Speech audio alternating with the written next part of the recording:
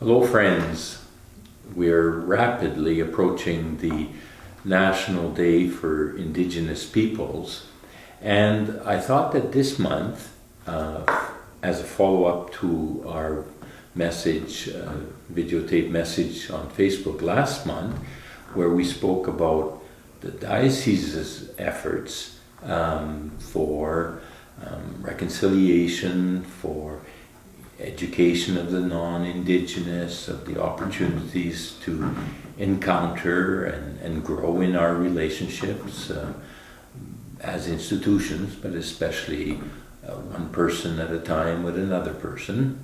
I thought that today I would invite Father François Paradis and Brenda Arakaza, who are both involved with a organization called Returning to Spirit, who has spent many years. How old is it now, that organization? Well, the first workshop was in 2002. 2002. So they've been at it for a while. 2002. And what I'm asking them is, to having journeyed on that road of reconciliation, truth, for those many years, where would they say we're at in terms of reconciliation? Indigenous, certainly with the church, but Indigenous with society, with the reality here in Manitoba. Where are we at? What fruits have been brought forth? What are things still to accomplish? What are the challenges? And so I turn it over to you. François, do you want to start first? It's a very interesting question because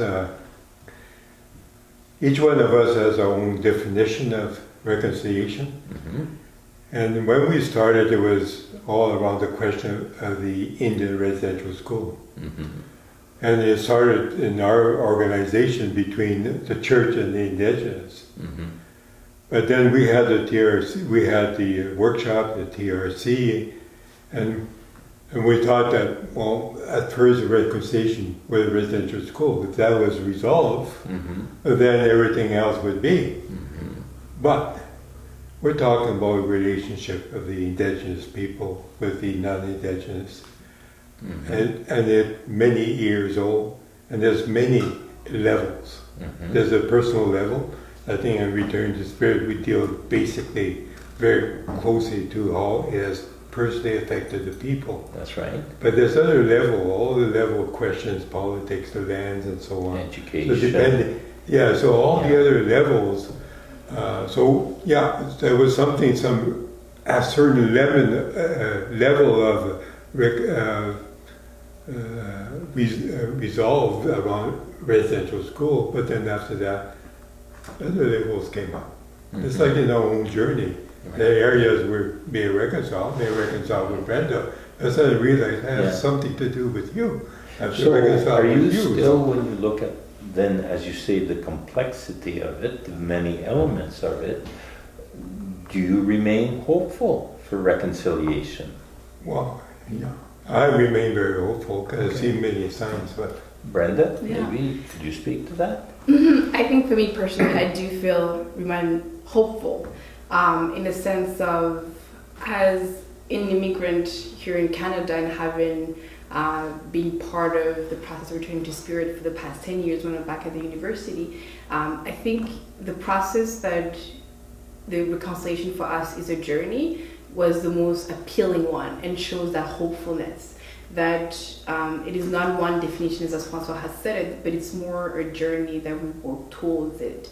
And I think where we lost hope is when we see reconciliation kind of like a destination, as a checklist where we're going to obtain that.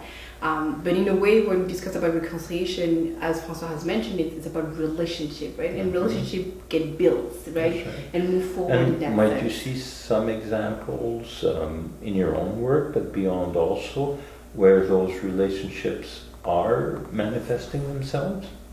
Yes, I think one of the perfect, for my own journey, in terms of relationship, we had what we call the training development, pathway development with some of the Indigenous training development. And one of them, she was there 10 years ago when I started at my own Regenerating Spirit. Her name is Shana, and one of the things that we were sharing together was how impactful for her it was to see somebody who was like an immigrant to be willing to create that relationship, and also for me to be like feeling welcome, right? And in the sense of that teaching, because they're so similar to our own teaching, right? So that hopeful 10 years after that, we still talk about the impact that she had for me, and she still talk about the impact that I had for her, right? And then as an organizations, we're seeing it as, for example, we have some of the community that we've been there multiple times, that we went back every year 3 or 4 times.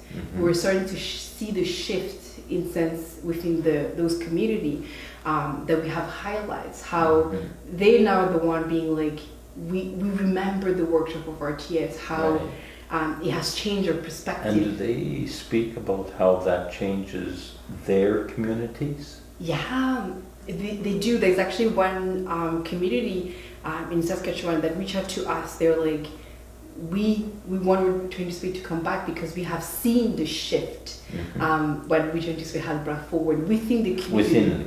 Within the community. Because I think, as François has mentioned, it is the fact that for us, we talked about relationship with each another, like my relationship with you, my relationship with François. It changed the perspective on the blaming and the judgment with the other one. We get to like see the person and journey together. And from there, this is where for us, we say, when we talk about reconciliation or process, we talk about being transformed, not changing something. It's about transforming and building up that relationship. And moving forward, all of us will change our own community, and then the broader community will be changed in that sense. Yeah, it's one step at a time, one encounter at a time. And and so it's wonderful to see a change in an individual, including ourselves, and then it's even more hope-giving, hope-filled, to see that actually changing a community, whether it's a native community up north or whether it's a community down here of a parish or of a workplace, to see that change is happening. And I do see it, I see it in terms of there's more graduates, Indigenous graduates from the high schools and universities. Okay, well that's because of greater confidence, greater sense of being able to participate, and I believe that that's the fruit of those individual transformations. Well, I'm going to ask you again, Father. What are the things that give you hope in the larger picture of reconciliation? It's a ongoing journey, many elements. What would give you some signs of hope? Well, I see a lot more communities that people are stepping up forward, they're taking more responsibility. And I see new... Like within their community, within different communities, they're taking more ownership. And when they dealt with some of the hurt in that, is they seem to be open to talk about new possibilities. They can start to see other things and be able to work on that. And also, if I look around, if I compare it to when I started in ministry 50 years ago, a lot of things that's happening in the business world, political world. No, we have here in Manitoba, Wapkinu. 50 years ago, that would have been unthinkable. Right. And also how many now new business flourishing. Ventures, that's all. And they're succeeding, and they're really going. So I see that as well. That's hope, because I couldn't see that 30 years ago. Yeah. And one hopes that that's a reflection of reconciliation at a personal level.